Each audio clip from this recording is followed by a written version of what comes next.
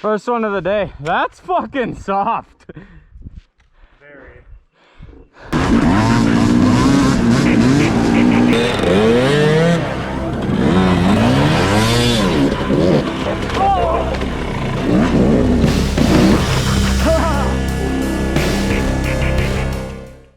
What is up, D-Gens, D-Genettes, whatever you go by nowadays? Welcome back to the channel, and if this is your first time joining us, do us a favor, hit that like button, subscribe, and shoot us a comment. Tell us how bad we are. I don't care. I'll read it. I'll get a good laugh. We know we're bad.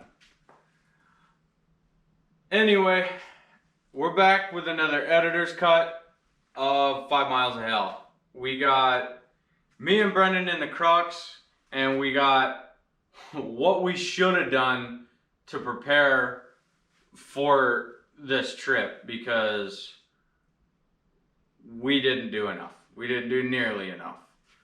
So anyway, in preparation for 5 Miles of Hell, we did quite a bit to our bikes. Brendan did probably the most to his bike, between guards, between research on the terrain, tire choice, vice front and back, and just having the right bike for the trail. Aaron, completely minimalist. Just goes to show you that you don't need the biggest, baddest bike out there to make it, because Aaron made it just as far as the rest of us. If we had any more gas or fluids with us, we would have kept going. We still had daylight. And he's not the only one that was running low. I was running low on gas. So there's not too much further I could have gone without more gas in my tank. Slade's bike, straight out the box. He bought it last year, brand new. Rode it. Didn't do anything to prep for it other than replace the tire, which was completely roached. So you definitely don't need the biggest, baddest bike out there. You just need to have a willpower to succeed and a bike that runs, period, bottom line. And then Hakala went out and grabbed himself a 2021 150. So you don't need all the power in the world either. Granted, that bike is more dialed in to the style of riding we were doing, and he wanted something like that. So either way, like I said, you don't need the biggest, baddest bike out there. We took pretty much every class of bike you can get out to 5 Miles of Hell, and every one of us made it just as far. So anyway, we cut out at exit 2. But as far as the crux goes, let's break that one down for a second. So me and Brendan were hitting all of the harder lines most of the time, but there was a point where we both just hit a roadblock of fatigue and really just couldn't do much of anything else anymore. Before we get into the crux videos, let's talk a little review. So elevation being the first and probably the most important. Elevation difference between here and 5 Miles of Hell is about 5,000 feet. So it doesn't sound like much, until you start lugging around a 215-pound machine through the hardest trail in America right now, right? And especially because, one, we're not conditioned properly at all. None of us were conditioned properly to ride that trail like it was intended to be rode. And we're not from Utah, so we don't get the chance to ride it every day. We get to ride our normal, standard, boring stuff up here. So next time we go out to Utah or anywhere that there's elevation, the focus isn't going to be on parts, isn't going to be on what we're carrying on our packs as much as it is going to be physical fitness. That killed us. That killed every single one of us. Every one of us was fatigued very shortly into the trail. And it just kept going down and down, and performance started going down. And it's very, very noticeable on camera. Especially in some of Brendan's videos, our performances started to dwindle. So with that being said, fitness, big ticket item if you're going out to Utah and you're not acclimated to elevation. The next thing that I definitely wanted to hit is how hard that trail really is. So the name is 5 Miles of Hell. Yeah, it's a cool name. I don't really think it was hell per se, but it was a hard trail. Like, from the first actual obstacle, the stairs in the beginning, like, it kind of set the tone for sure.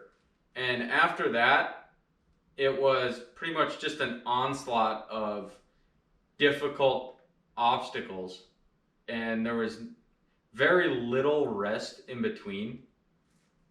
And that rest didn't make up for the next obstacle and getting over it and helping everybody over it and so on and so forth.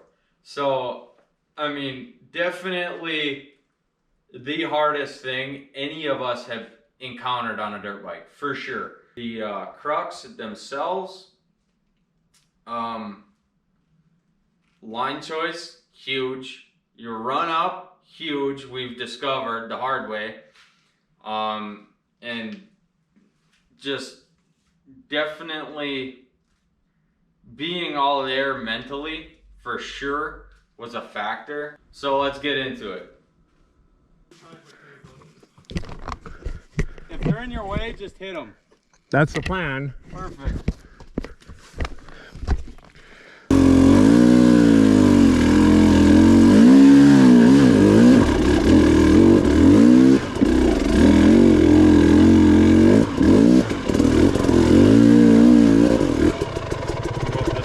Holy fuck. Probably that one. Unless you want to try rock hop this up.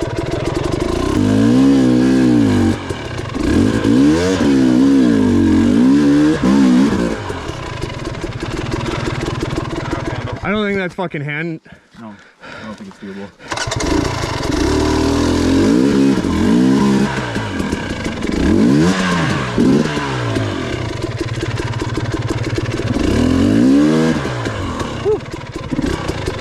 Here, watch out.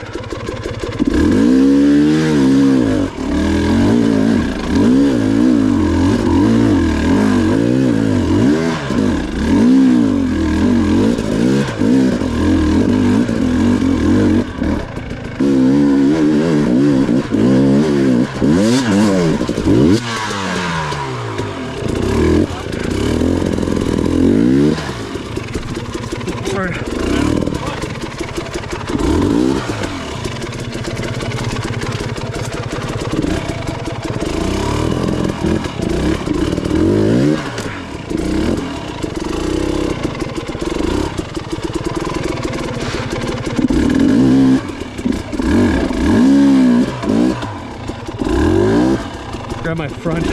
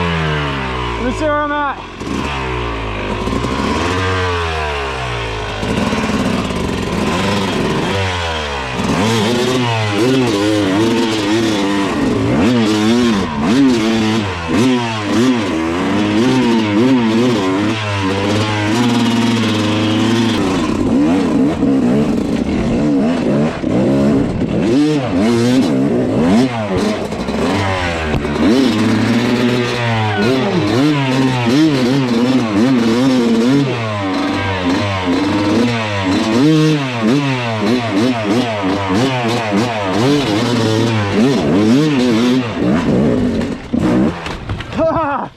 Oh, holy shit. That hard. You just got knocked the fuck out! I couldn't even pull a clutch anymore. Hold on. Keep the bike right there. Hold on. So the bike landed. I couldn't pull a clutch in anymore. Fucking rock. I fucking tried pulling the clutch in. Just destroyed it. Oh my god. Put up your backpack. This is mine. This is mine. So not too bad for a couple of goons that think they can ride.